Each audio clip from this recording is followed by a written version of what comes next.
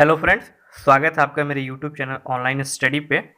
तो प्राचीन इतिहास के इस सीरीज में आज हम पढ़ेंगे गुप्तोत्तर काल यानी कि पोस्ट गुप्ता पीरियड, और उसमें भी हम पढ़ेंगे पुष्यभूति या इसी को वर्धन वंश कहते थे। इससे रिलेटेड जितने भी महत्वपूर्ण प्रश्न हैं वो हम डिस्कस करेंगे। और इसके पहले तक के प्राचीन इतिहास के महत्वपूर्ण प्रश्न डिस्कस हो चुके हैं विभिन्न वीडियो में। तो अगर आपने उन वीडियोज को नहीं देखा है तो प्लेलिस्ट में जाएं, और डिस्क्रिप्शन में भी उनका लिंक दे दिया गया है।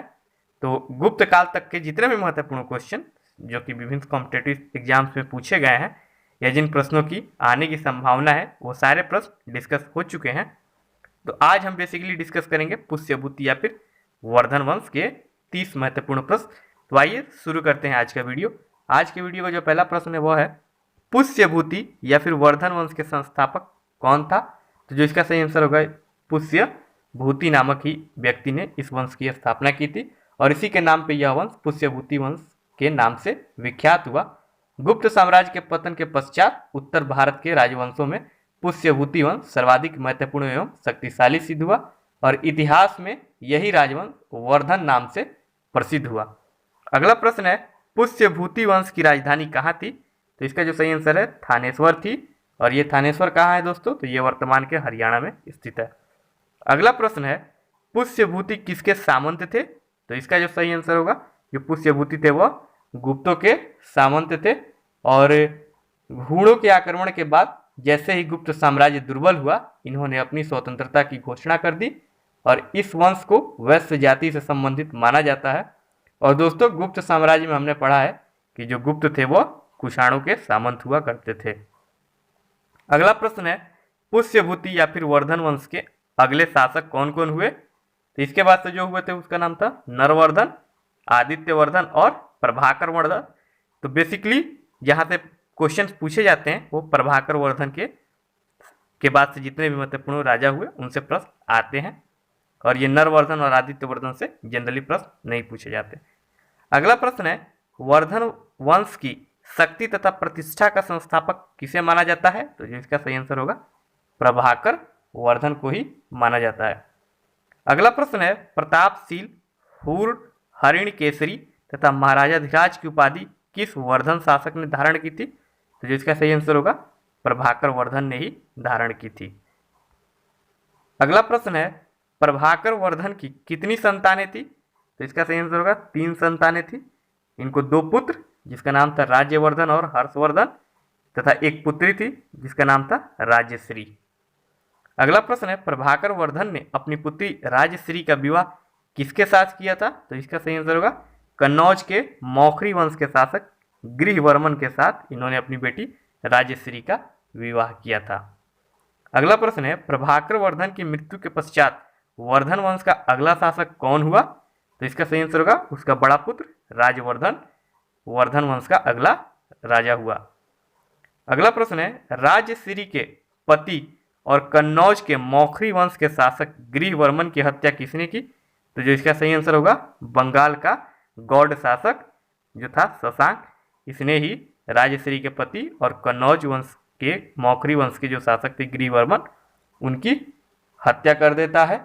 और बंगाल के जो गौड़ शासक शशांक तथा मालवा के जो राजा थे देवगुप्त ने मिलकर कन्नौज पर आक्रमण किया और गृहवर्मन की हत्या कर दी, और राजश्री को भी कैद कर लिया।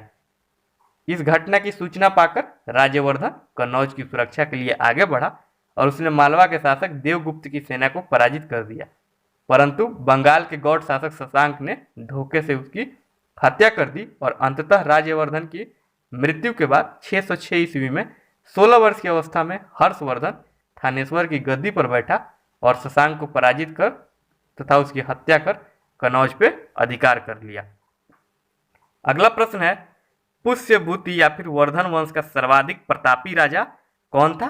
तो इसका सही आंसर होगा हर्षवर्धन, जो कि 606 ईस्वी से लेकर 647 ईस्वी तक इसने शासन किया, और इसके जो पिता थे वो थे प्रभाकर वर्धन, और इसकी जो माता थी वो थी यशोमती। और जो हर्ष के साम्राज्य में प्रायः संपूर्ण उत्तर भारत सम्मिलित था, और यह उत्तर में हिमालय से लेकर दक्षिण में नर्मदा नदी तथा विंध्य पर्वत तक, पूरब में ब्रह्मपुत्र से लेकर पश्चिम में सौराष्ट्र एवं काठियावाड़ तक इसका साम्राज्य विस्तृत था और ये इस वंश का सर्वाधिक प्रतापी राजा हुआ। अगला प्रश्न है, हर्षवर्धन ने 606 ईस्वी में हर्ष संवत किस उपलक्ष्य में चलवाई थी? तो इसका सही आंसर होगा अपने राज्यारोहण के उपलक्ष्य में इसने हर्ष संवत चलवाई थी। और दोस्तों, हमने पिछले वीडियो में ही डिस्कस किया कि गुप्त काल में चंद्रगुप्त प्रथम ने अपने राज्यारोहण के समय 319 ईस्वी में गुप्त संवत चलाई थी, जबकि कनिष्क ने, जो कि कुषाण वंश का एक महान शासक था, उसने 78 ईस्वी में शक संवत चलवाई थी। अगला प्रश्न है, कौन वर्धन वंश की राजधानी थानेश्वर से कनौज ले गया? तो हर्षवर्धन ही थानेश्वर से कनौज अपनी राजधानी लेके गया था। अगला प्रश्न है, हर्षवर्धन के समय कौन सा चीनी तीर्थयात्री भारत आया था? तो इसका सही आंसर होगा ह्वेनसांग, जो कि 631 ईस्वी के आसपास ये चीन से भारत आता है। अगला प्रश्न है, किस चीनी यात्री को वर्तमान शाक्य मुनि एवं यात्रियों का राजकुमार कहा जाता है? तो इसका सही आंसर होगा ह्वेनसांग को ही कहा जाता है। अगला प्रश्न है, ह्वेनसांग भारत में लगभग कितने साल तक रहा? तो इसका सही आंसर होगा 14 साल तक ये भारत में रहता है। 631 ईस्वी के आसपास आता है और 645 ईस्वी के आसपास यहाँ से चला जाता है चीन। अगला प्रश्न है, किसने कहा कि भारत के लोग गर्म मिजाज के हैं, उन्हें जल्दी गुस्सा आता है परंतु ईमानदार होते हैं, भारतीय स्वच्छता प्रेमी है? तो ह्वेनसांग ने ही कहा था ये बात। अगला प्रश्न है, ह्वेनसांग ने किसे शीलादित्य कहा? तो इसका जो सही आंसर होगा हर्षवर्धन को ही इन्होंने शीलादित्य कहा था। इसके अलावा हर्षवर्धन ने परम भट्टारक, महाराजाधिराज, सकलोत, राजपथेश्वर, चक्रवर्ती, सार्वभौम, परमेश्वर, परम माहेश्वर इत्यादि उपाधियां धारण की थी। तो इसने काफी उपाधि धारण किया था हर्षवर्धन ने। अगला प्रश्न है, सीयू की नामक यात्रा विवरण किससे जुड़ा है? तो इसका सही आंसर होगा ह्वेनसांग से जुड़ा है। और ह्वेनसांग के अनुसार भारतीय समाज 4 वर्णों में विभक्त था, जिसमें ब्राह्मण सर्वोच्च थे और ह्वेनसांग ने शूद्रों को किसान कहा। उसके अनुसार भारतीय लोग दांतों पर काला निशान लगाते थे और कान में कुंडल पहनते थे। आगे बढ़ते हैं दोस्तों। अगला प्रश्न है, हर्षवर्धन के राज दरबारी कवि कौन थे? तो जो इसका सही आंसर होगा, इसके राज दरबारी कवि का नाम था बाणभट्ट। अगला प्रश्न है, हर्ष की जीवनी हर्षचरित किसके द्वारा लिखी गई? तो इसका भी आंसर होगा बाणभट्ट के द्वारा ये लिखी गई। और इसके अलावा बाणभट्ट ने कादम्बरी की भी रचना की थी, आप याद रखिएगा। अगला प्रश्न है, हर्षवर्धन द्वारा रचित 3 नाटक कौन कौन से थे? तो उसका जो सही आंसर होगा प्रियदर्शिका, रत्नावली और नागानंद की रचना हर्षवर्धन ने की थी। लेकिन ऐसा माना जाता है कि इन नाटकों की रचना धावक नामक एक कवि ने की थी। अगला प्रश्न है, हर्षवर्धन ने अपनी पुत्री का विवाह किस शासक के साथ किया था? तो जो इसका सही आंसर होगा वल्लभी नरेश ध्रुवसेन द्वितीय के साथ हर्षवर्धन ने अपनी पुत्री का विवाह किया। और ये पश्चिम में वल्लभी के शासक ध्रुवसेन द्वितीय से अपनी पुत्री का विवाह कर और इन्होंने अपनी शत्रुता समाप्त की और हर्षवर्धन ने मैत्री संबंध स्थापित किया। यह हर्षवर्धन की सबसे बड़ी कूटनीतिक उपलब्धि थी। अगला प्रश्न है, वह अंतिम बौद्ध राजा कौन था जो संस्कृत का महान विद्वान और लेखक था? तो इसका सही आंसर होगा हर्षवर्धन ही था। और हर्षवर्धन के पूर्वज भगवान शिव और सूर्य के उपासक थे। शुरू में हर्षवर्धन भी अपने कुल देवता शिव का परम भक्त था, परंतु चीनी यात्री ह्वेनसांग से मिलने के बाद उसने बौद्ध धर्म की महायान शाखा को अपनाया और पूर्णतः बौद्ध बन गया। और फिर इसने कन्नौज और प्रयाग में 2 विशाल धार्मिक सभाओं का आयोजन किया। अगला प्रश्न है, हर्षवर्धन ने 2 महान धार्मिक सम्मेलनों का आयोजन कहाँ किया था? तो इसका सही आंसर होगा कन्नौज और प्रयाग में। अगला प्रश्न है, हर्षवर्धन के समय सूती वस्त्र के उत्पादन के लिए सबसे प्रसिद्ध नगर कौन सा था? तो इसका जो सही आंसर होगा मथुरा, जो कि वर्तमान के उत्तर प्रदेश में स्थित है।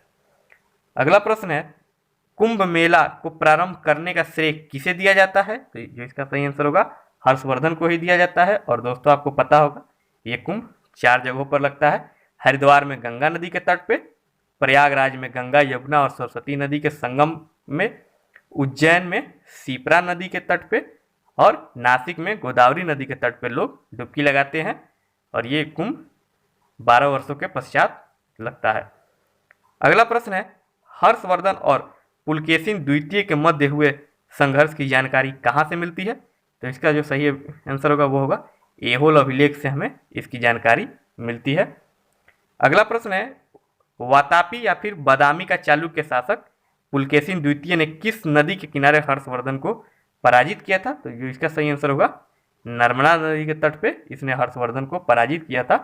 और हर्षवर्धन ने संभवतः 647 ईस्वी तक शासन किया और इसके बाद इसकी मृत्यु हो जाती है। और चूंकि इसका कोई उत्तराधिकारी नहीं था तो अतः इसकी मृत्यु के बाद उत्तर भारत में पुनः अराजकता फैल गई और वर्धन वंश की यहीं पे समाप्ति हो जाती है। अगला प्रश्न और अंतिम जो प्रश्न है वह है, पुलकेशिन द्वितीय को किसने पराजित किया? तो जो इसका सही आंसर होगा नरसिंह वर्मन प्रथम, जो कि पल्लव वंश का एक महान शासक था। इसने पुलकेशिन द्वितीय को पराजित किया।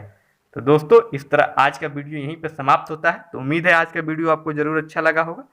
तो कमेंट करके बताएं आज का वीडियो कैसा लगा, और अगर यह वीडियो आपको अच्छा लगा है तो चैनल को लाइक करें, दोस्तों में शेयर करें और सब्सक्राइब करें ताकि हमारे जितने भी आने वाले वीडियोज हो वह आपको आसानी से प्राप्त हो सके। तो पूरा वीडियो देखने के लिए आपका बहुत बहुत धन्यवाद।